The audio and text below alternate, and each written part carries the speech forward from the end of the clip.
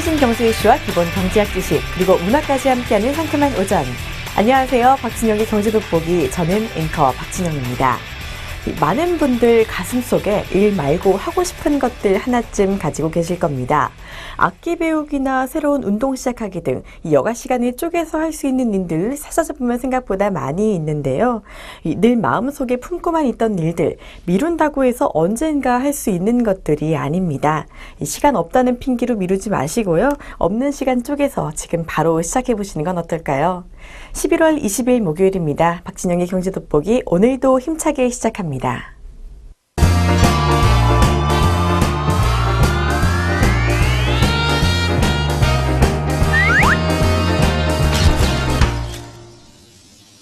최신 경제 이슈를 빠르고 깊게 들여다보는 시간, 동향 돋보기입니다.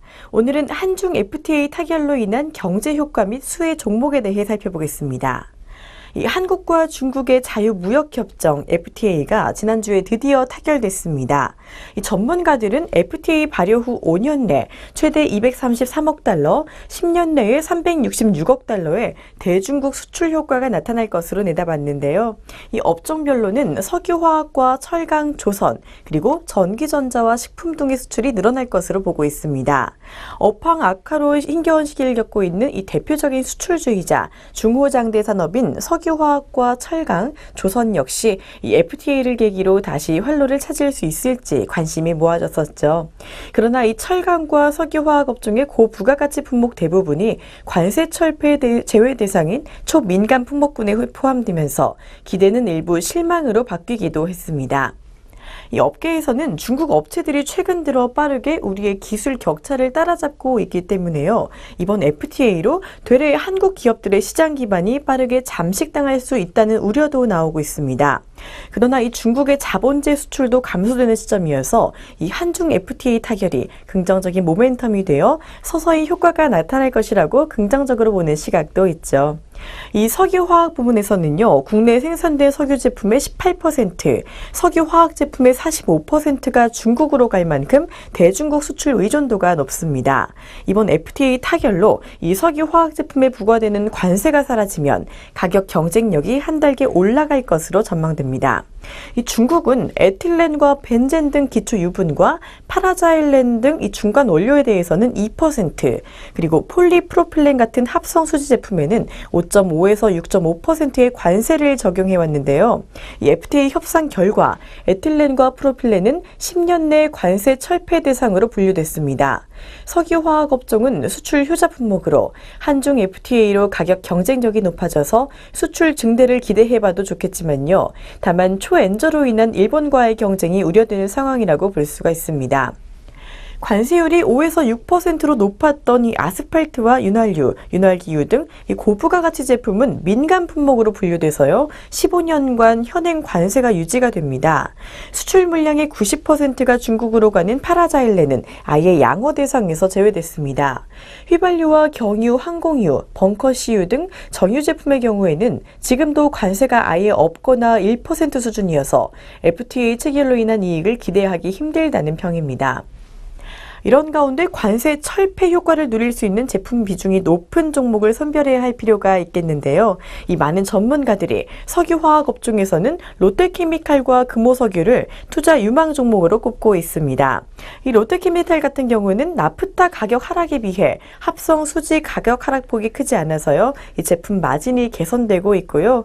내년도 석유화학 부문의 증설이 많지 않아서 중장기적으로 실적 개선 추세가 이어질 것이라고 볼 수 있습니다. 한편 중국은 스테인리스 열 연강판과 같은 중저가 철강제 제품의 관세를 한중 FTA 발효와 동시에 철폐하기로 했습니다. 이 고부가가치 제품인 냉 연강판은요, 발효 후 이 10년 안에 완전 개방될 예정입니다. 또한 이 증권업계에서는 한중 FTA 타결로 이 철강업종도 일부 수혜를 볼 것으로 내다봤습니다. 중국 내 국산 철강제 제품에 부과됐던 3에서 10%의 관세가 점진적으로 철폐되면 수출 환경에는 긍정적으로 작용할 것이라는 평가입니다. 다만 이 줄구의 철강제 제품의 가격 경쟁력이 높아서 품목별로 그 효과는 조금씩 다를 것으로 예상이 됩니다. 관세가 철폐되면서 수출 물량이 늘어나는 데는 도움이 되겠지만 이 기존 중국과 한국의 철강 수급을 바꿀 정도는 아닐 것이라는 겁니다. 이 철강 업종의 수혜 기대주로는요, 철강 업종 대표주인 포스코를 꼽을 수 있습니다. 고부가가치 철강제 제품의 경우 중국에서 수요는 있지만 기술적으로 국산 제품을 못 따라오고 있기 때문에 기술력이 앞선 국내 철강 제품의 수출에는 큰 영향이 없을 것으로 예상이 되고요. 고부가 제품이 관세 철폐 대상에서 제외되더라도 전 세계적인 경기 회복으로 철강이 2015년 주도주로 자리매김할 수 있을 것이라는 전망입니다. 한편 조선업계는 한중 FTA의 직접적인 영향을 크게 받지는 않을 것으로 보입니다. 요트 등의 특수 선박을 제외하면 이미 무관세인데다가 이 조선업은 선박 발주 시 편의에 따라 어느 국가에서나 등록할 수 있다는 편의 취적국 원칙이 보편화되어 있기 때문입니다. 다만 업체들은 FTA가 중국 조선업체의 품질과 가격 경쟁력을 높이는 요인이 될 것이라는 가능성을 주시하고 있죠. 국내산 강판의 관세 철폐가 이루어지면 중국 업체들이 품질이 좋은 국내산 강판을 더 싸게 구매할 수 있기 때문입니다. 그러나 조선업종은 선사들로부터의 수주에 따른 문제이기 때문에 FTA로 유불리를 따지는 것은 의미가 없다는 의견도 있어서요. 조선업종에서는 액화 천연가스선을 중심으로 성장력을 높여가고 있는 대우조선해양을 유망주로 볼 수 있다고도 합니다. 여러 나라에 이어 이제는 중국에까지 영역을 넓힌 이 자유무역협정, 중국과의 거래가 점점 많아지는 가운데 이번 FTA가 한국 경제와 이 기업 전반에 어떤 영향을 줄 것인지 이 앞으로의 행보를 지켜볼 필요가 있겠습니다.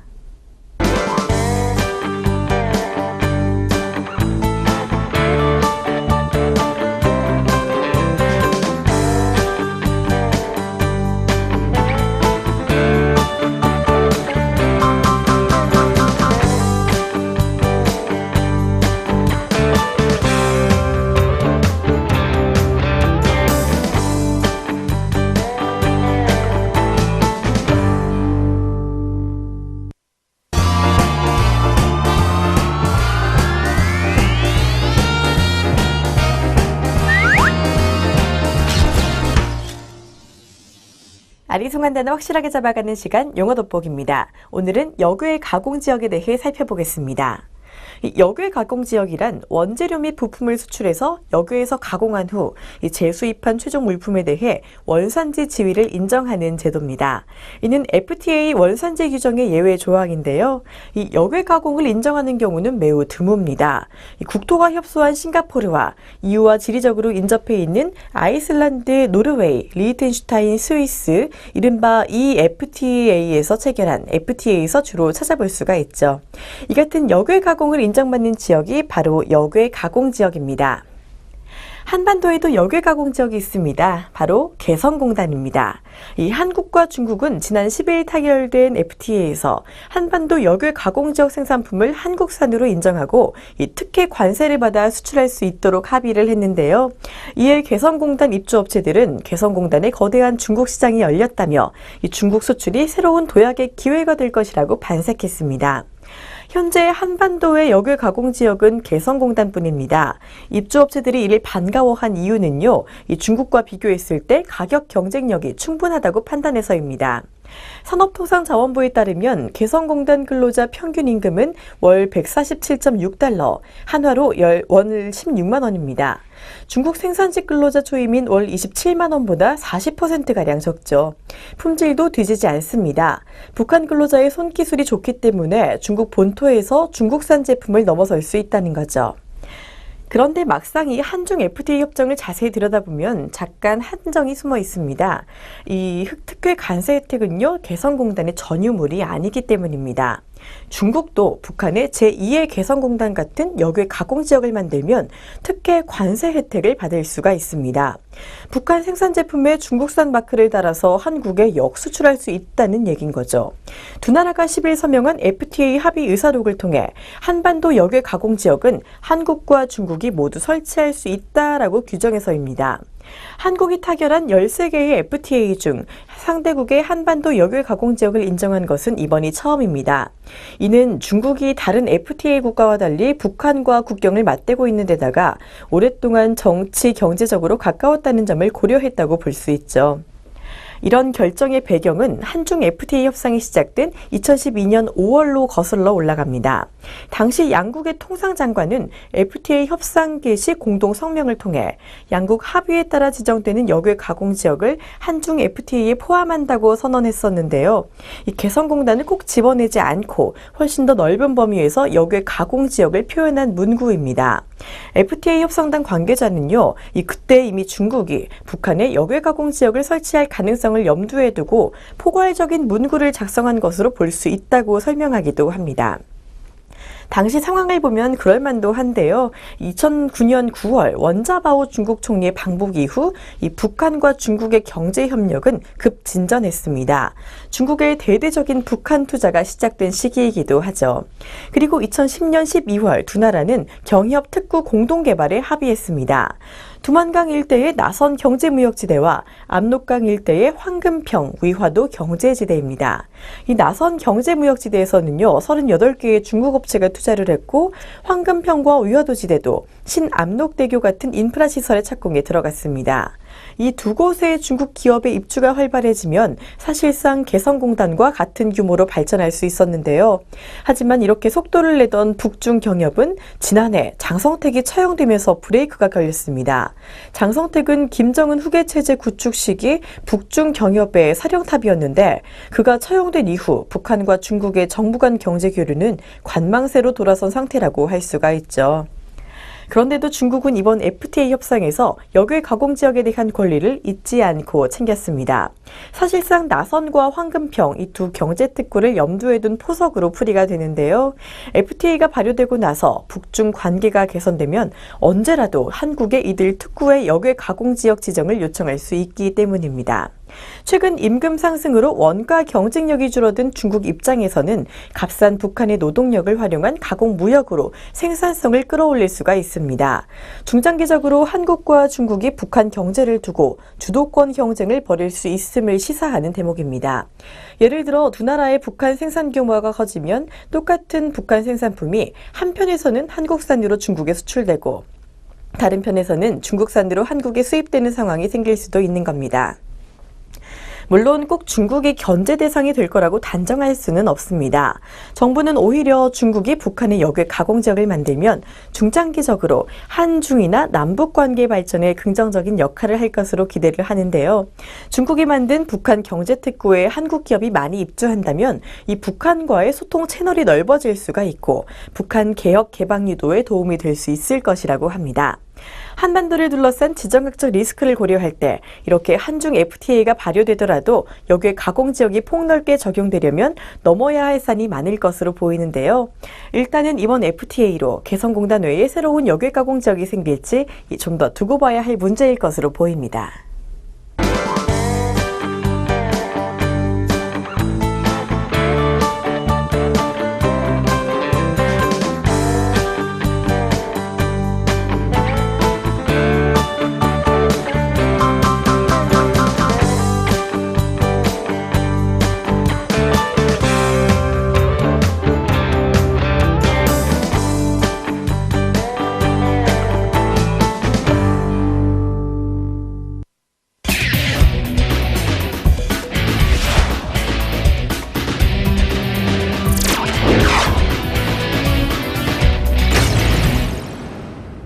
경제의 문화적 재미를 더하다 컬처 앤 이코노미입니다. 오늘은 모바일 게임 열풍으로 새로 떠오른 신흥 부호들에 대해 살펴보겠습니다.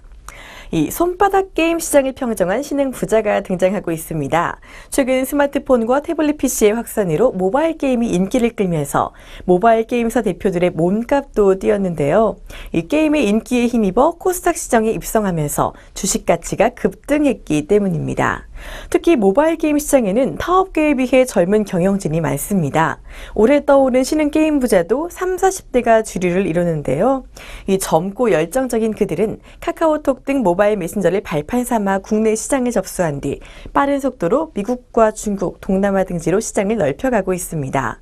또 형제나 친구와 함께 회사를 키우기도 합니다. 회사 경영과 게임 개발을 분리해 전문성을 강화하기 위해서죠. 그중에서 가장 눈에 띄는 건요, 차세대 게임 부자로 떠오른 38세 송병준 게임빌 대표입니다. 이 11월 12일 기준 게임빌 주가가 연초 이후 150% 급등해서요, 지분율 26.41%인 그의 주식평가액은 약 2천억 원에 이릅니다. 올 들어 1,180억 원이나 불어난 셈인 거죠. 이 송 사장은 서울대 벤처 창업 동아리 초대 회장을 지냈습니다. 이때 모바일 게임을 접한 후 2000년 자본금 5천만 원으로 게임비를 세웠죠. 10년 넘게 한 우물만 판 결과 국내에서 손꼽히는 모바일 게임 회사로 성장했습니다. 올해는 별이 되어라, 이사만루, 2014 KBO 등 이 기존에 선보인 게임과 신규 게임이 두루 인기를 끌었는데요.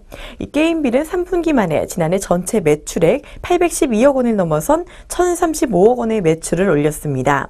특히 지난해 700억 원에 인수한 컴투스가 홈런을 쳤죠. 당시 증권업계에서는 한 해 매출과 맞먹는 인수 금액을 두고 냉담한 반응을 보였었는데요. 하지만 컴투스의 기업 가치를 알아본 송 대표의 판단이 정확했습니다. 올해 컴투스가 자체 개발한 낚시의 신과 서머너즈 워가 잇따라 성공을 거두었죠.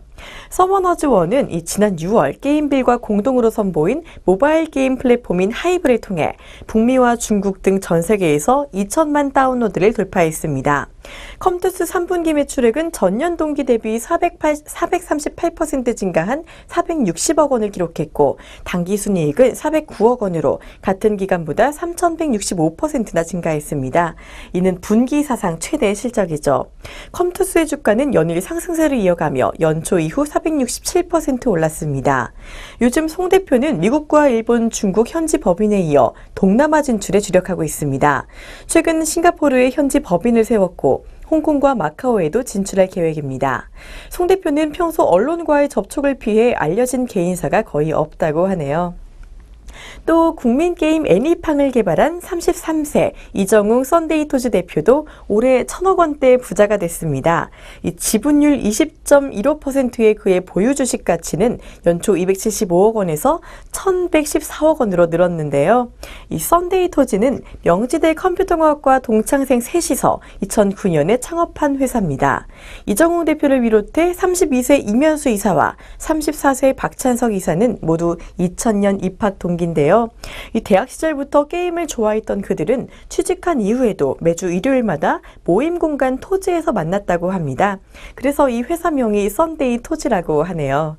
셋이 모여 오랜 국립 끝에 개발한 게임이 바로 애니팡입니다. 모바일 게임인 애니팡은 2012년 7월 출시된 지 74일 만에 이용자가 2천만 명을 돌파했습니다. 당시 국내 스마트폰 가입자가 약 3천만 명이었는데 스마트폰 가입자 3명 중 2명이 애니팡을 했다는 의미죠. 애니팡 성공에 힘입어서 썬데이 토지는 지난해 11월 코스닥에 우회 상장됐습니다. 연초에는 애니팡의 후속작인 애니팡2를 선보였는데요. 미국 킹사의 캔디 크러쉬 사가와 표절 시비를 겪었지만 흥행은 성공했습니다. 출시 직후 애플과 안드로이드 앱스토어에서 매출 순위 1위에 오르기도 했죠. 이 대표도 올해에는 해외 진출에 주력하고 있습니다. 지난 3월에는 글로벌 온라인 게임 회사 스마일게이트와 손을 잡았는데요. 이 스마일게이트는 창업주 3인의 지분 일부인 약 666만 주를 넘겨받으며 최대의 주주가 됐습니다. 이 대표는 앞으로 스마일게이트와 협력해 중국과 북미 등지 해외 시장에 진출할 계획이라고 하네요. 썬데이 토지는요, 이 창업 멤버들의 역할 분담이 아주 잘 돼 있습니다. 이 대표가 전반적인 경영을 맡고 안정적인 네트워크 구축 등 서버 관리에 강점을 지닌 임 이사가 회사의 기술 개발을 총괄합니다. 내성적이고 세심한 성격의 박 이사는 위기관리 총괄을 맡았다고 하네요. 박 이사와 임 이사의 지분 가치는 각각 214억 원, 128억 원입니다. 게임 신흥부자에는 지난 6일 코스닥 시장에 상장한 데브시스터드 공동창업자도 빼놓을 수가 없습니다. 36세 이지훈 공동대표는 상장하자마자 주식 가치가 1,850억 원이 되면서 이 1,000억 원대 신흥부자의 이름을 올렸는데요. 지분 6.09%를 보유한 41세 김종훈 공동대표의 주식평가액은 340억 원입니다. 서울대 경영학과를 졸업하고 미국 스탠퍼드대에서 MBA를 취득한 김 대표가 살림을 책임지고 시각 디자이너 출신인 이 대표가 게임 총괄 디렉터를 맡았는데요. 사실 이 김 대표는 2005년 미국에서 벤처 투자 평가사로 일하며 한국 게임사에 투자를 했습니다. 그러다 우연히 투자권으로 이 대표를 만났고 그의 게임 콘텐츠에 푹 빠져서 2011년에 합류를 했죠. 이 대표의 마음을 빼앗은 콘텐츠는요, 바로 이 데브 시스터즈를 세상에 알린 쿠키런입니다. 공주맛 쿠키, 근육맛 쿠키 등 이 35개 종류의 쿠키가 오븐을 탈출하기 위해 달리기를 하는 모바일 게임인데요. 국내에는 물론 태국을 비롯한 동남아와 대만, 일본 등에서 인기를 끌고 있습니다. 해외 쪽은 네이버의 모바일 메신저 라인과 손잡고 라인 쿠키런으로 서비스를 합니다. 데브 시스터즈는요, 이 쿠키런의 흥행을 바탕으로 지난달 코스닥에 상장됐는데 공모가는 공모 희망가인 43,000원에서 50,000원보다 높은 53,000원에 책정됐습니다. 하지만 상장 이후 주가는 한 달 새 30%가 빠졌는데요. 게임 종류가 많지 않고 쿠키런 하나에만 주력한 게 문제였습니다. 단일 게임의 의존성이 높다는 게 최대 리스크일 수는 있지만요. 해외 진출 확대와 지속적인 게임 업데이트를 통해 글로벌 매출이 늘어나서 내년까지 성장 가능성은 높다고 합니다. 데브 시스터즈의 올해 상반기 매출은 지난해 같은 기간보다 124% 늘어난 437억 원입니다. 모바일 게임이 뜨면서 이 온라인 게임으로 불을 일군 IT 거물들의 주식 평가액은 쫄아들었습니다. 대표적으로 김택진 NC소프트 대표의 주식 평가액은 3,216억 원으로 연초 이후 2,220원이 증발했는데요. 올 초 25만 원 선에 거래되던 주가가 14만 7천 원까지 빠졌기 때문입니다. 박관호 위메이드 엔터테인먼트 의장 역시 부진한 실적으로 올해 마음고생을 많이 했습니다. 올해 상반기 매출액은 823억 원으로 지난해 같은 기간에 비해 34% 줄었고 영업 손실도 157억 원에 이릅니다. 기존의 인기 게임인 윈드러너 매출이 크게 감소한 데다가 신규 게임이 흥행에 실패하면서 3분기 연속 적자를 낸 거죠. 그나마 위메이드가 보유한 다음 카카오 지분 가치 4.13%에 대한 기대감이 주가에 호재에 작용하고 있습니다. 이처럼 온라인 게임이 지고 모바일 게임이 뜨고 있는데요. 이런 모바일 게임의 주식 행진 계속 이어갈 수 있을지, 또 언제까지 이런 고가 행진이 지속될 수 있을지 앞으로의 행보를 지켜보는 것도 좋겠습니다.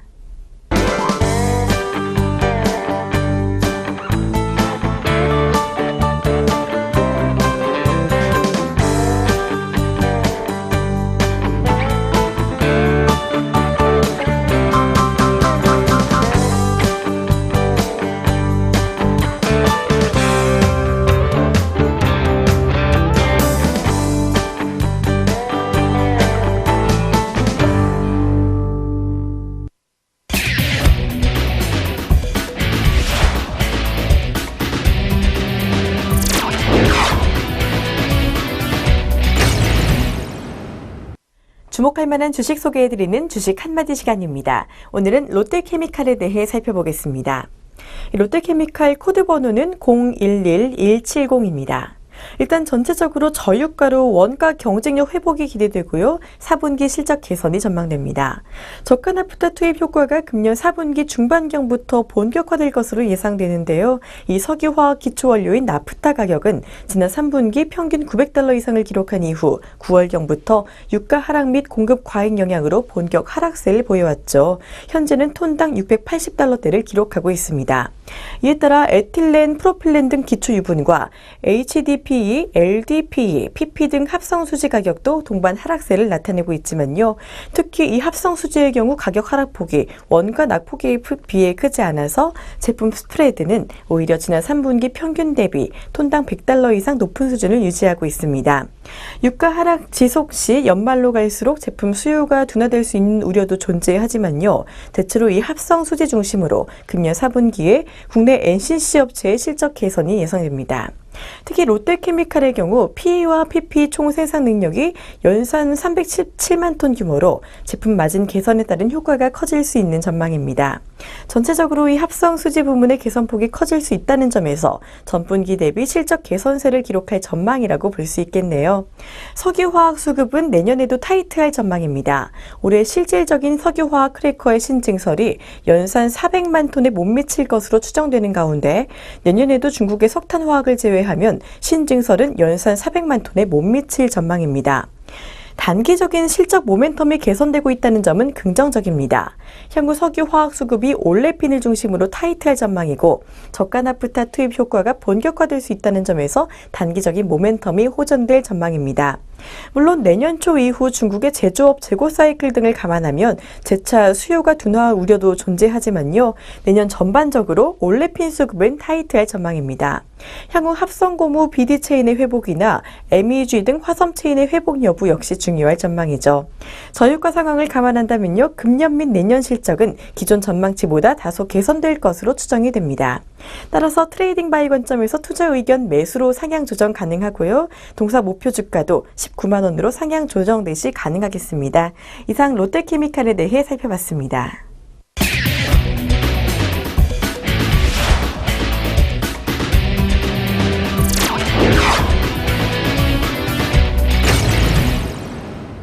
경제적으로 사느라 지친 삶 가운데 쉼표가 되는 시간 3분 문학충전입니다.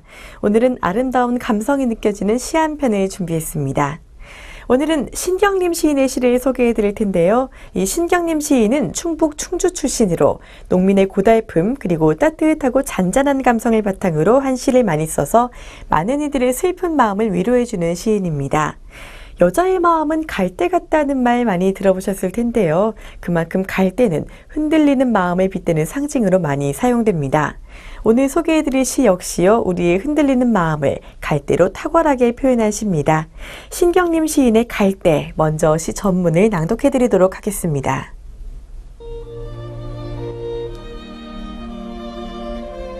신경림, 갈대.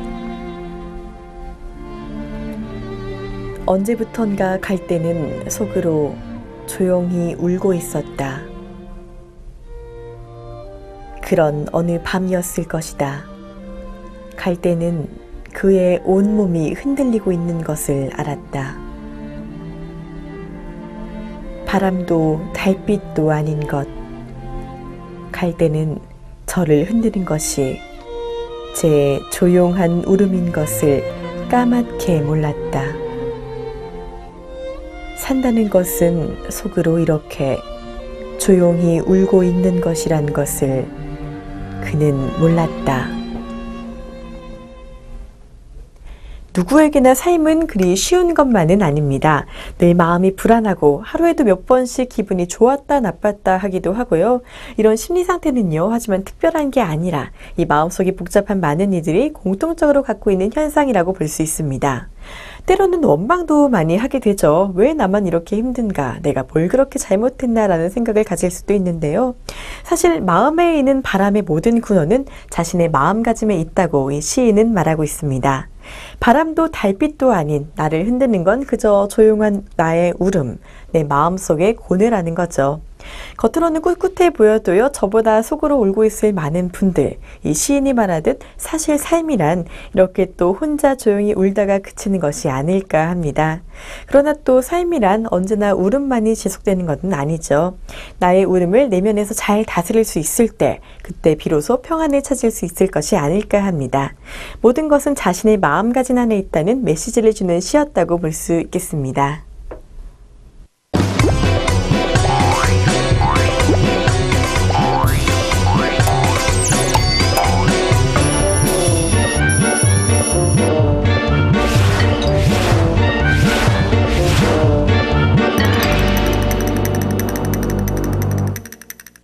흔히들 이 삶은 혼자 살아가는 거다라고 말하지만요. 꼭 그렇지만도 않습니다. 이 주위를 조금만 찬찬히 둘러보신다면요. 생각보다 나를 사랑하는 사람이 많다는 걸 느끼실 수 있을 겁니다. 오늘도 좋은 하루 보내시고요. 저는 내일 다시 찾아뵙겠습니다. 여러분 고맙습니다.